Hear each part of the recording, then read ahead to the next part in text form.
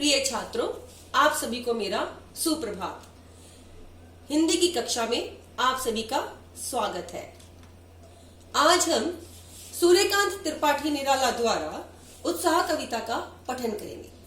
उत्साह का अर्थ है जोश भरना, अर्थात ये कविता एक आह्वान गीत के रूप में है, अर्थात क्रांति का, परिवर्तन का वर्णन किया गया है सूर्यकांत त्रिपाठी निराला द्वारा इस कविता में।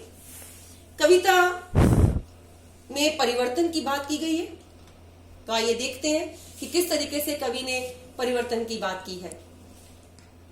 बादल गरजो, घेर घेर गगन धाराधर ओ, ललित ललित का ले घुंघराले, बाल कल्पना से पाले। तो यहाँ कवि जो है बादलों का आह्वान करते हुए कहते हैं, आह्वान मतलब बुलाते हैं कि हे बादलों, तुम आओ और खूब जोर से गर्जना करो और फिर बरसो। तो कहते हैं घेर घेर गगन को, अर्थात आसमान को चारों तरफ से घेर लो। धाराधर हो, यहाँ धाराधर किसको कहा है? बादलों को कहा गया है। ललित ललित काले घुंघराले, ललित मतलब सुंदर सुंदर, काले घुंघराले वाले, बाल कल्पना से पाले, अर्थात कवि कहता है कि तुम्हारा आकार जो है वो काले काले घुंघराले बालों की तरह है, सुंदर सुंदर काले घुंघराले बालों की तरह है। जिस तरह से छोटे बच्चों के बाल घुंघराले होते हैं, और उनकी बाल कल्पना से भी कवि ने तुलना की है कि जिस तरह से छोटे बच्चों की कल्पना हर पल बदलती रहती है, उसी प्रकार से बादलों का रूप भी हर पल आकार बदलता रहता है। तो कवि आगे बढ़ते हैं और कहते हैं कि विद्युत छवि उर्मे कवि नव जीवन वाले। विद्युत छवि मतलब बिजली के जैसी, क्योंकि जब बिजली बादलों के बीच में जब बिजली चमकती है तो वो जो विद्युत छवि को कहा है, उर मीन्स हृदय। तो कहते हैं कि हृदय के अंदर विद्युत बिजली चमकने वाले को कवि ने नव जीवन वाला कहा है, अर्थात जब बादल चमकते हैं और फिर गरजते हैं और फिर बरसते हैं तो नया जीवन मिलता है। और ये नया जीवन किसके लिए संबोधित किया है? बादलों के लिए। वज्र छिपा नूतन कविता फिर भर दो, बादल गरजो। वज्र छिपा, वज्र मतलब पत्थर जैसा, अर्थात बादलों के हृदय में वज्र जैसा क्या है? विद्युत छिपी हुई है। जो बिजली चमकती है उसकी जो पावर होती है वो बहुत ज्यादा गुना, 4 गुना, 6 गुना, 10 गुना नहीं, कम से कम हजारों गुना ताकत वाली बिजली को बादल अपने अंदर छिपा कर रखते हैं।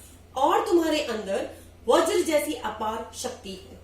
तुम इस संसार में नई चेतना भर दो और गरजो, और अपनी गर्जना से जन चेतना में क्रांति को जन्म दो। हे बादल गरजो और खूब गरजो।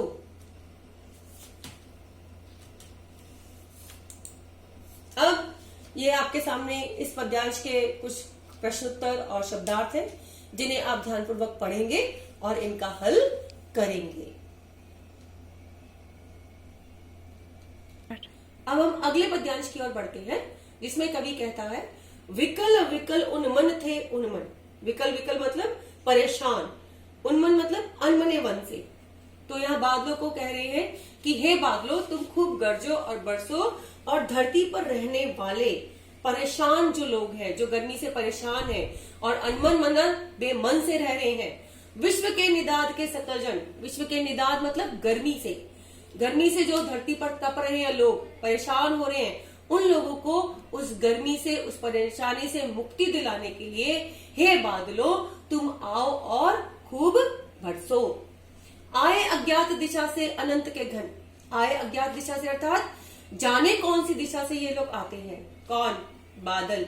और अनंत के घन, अनंत मतलब ईश्वर, ईश्वर के द्वारा बनाए हुए बादलों को कवि कह रहा है कि ये बादल जाने कौन सी दिशा से कब और कहां आ जाते हैं, परंतु तुम आओ, तप्त धरा जल से फिर शीतल कर दो, और इस तपती हुई धरती को अपने जल से शीतलता दे दो।